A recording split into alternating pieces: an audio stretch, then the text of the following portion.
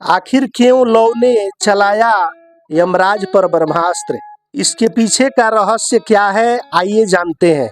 एक बार पातालवासी से यमराज ने सप्तद्वीप के राजाओं से सहायता मांगी थी, किंतु राम के प्रतिरोध में उनकी किसी ने सहायता नहीं की। तब क्रोध से यमराज अपनी ही सेना लेकर राम के साथ युद्ध करने के लिए अयोध्या चले गए। यमराज एक विशाल भैंसे पर सवार थे।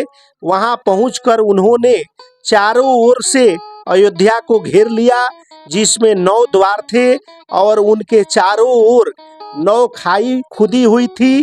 कितनी ही तोपें वहां लगी हुई थी।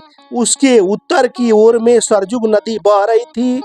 नाना प्रकार के महलों से सुसज्जित वह पूरी पताकाओं से अलंकृत थे। यमराज के द्वारा अयोध्या को घिरा देखकर राम ने लौ से कहा कि तुम यमराज से युद्ध करने के लिए जाओ। तुधुन भी वहां आ गया। मध्य लौ रथ पर अरुण होकर उन्होंने सवार होकर के अयोध्या के बाहर आए और यमराज के साथ भयंकर युद्ध करना आरंभ कर दिया। लौ के बाणों से घायल यमराज के करोड़ों अनुयायी धराशायी हो गए। सबको मार देख क्रोधित होकर यमराज लौ के साथ भयंकर युद्ध करने लगे। उन्होंने लौ के रथ, सारथी, धनुष, कवच और मुकुट को शीघ्र ही काट डाला। इससे लौ को क्रोध आ गया। वह तत्काल ही एक दूसरे पर चढ़ करके बैठे और यमराज के साथ अति भयंकर युद्ध करना आरंभ कर दिया। लौ ने अपने बाणों से यमराज के भैंसे को मूर्छित करके पृथ्वी पर गिरा दिया। फिर शीघ्र ही 100 बाणों से यमराज पर प्रहार किया। तब यमराज ने अति क्रोध होकर लौ पर यमदंड का प्रहार कर दिया। यमदंड को देखकर लौ ने ब्रह्मास्त्र चला दिया। वह देखकर यमदंड लौट पड़ा। यम व्याकुल होकर भाग चले। काल के समान ब्रह्मास्त्र उनके पीछे चला।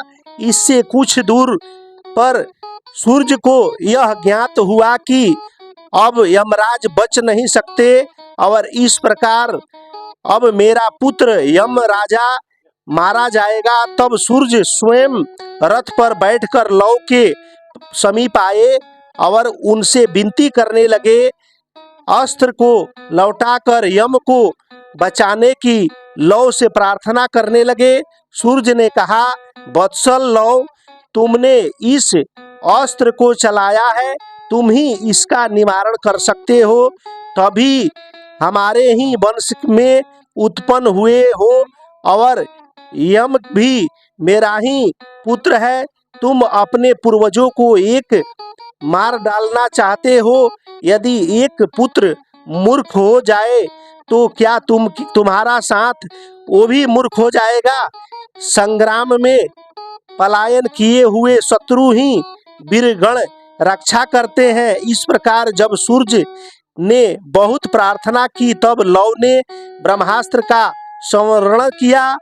तदंतर लौ को आगे की हुए यमराज के साथ सूर्य राम जी का दर्शन करने के लिए प्रसन्नता पूर्वक अयोध्या नगरी में आए।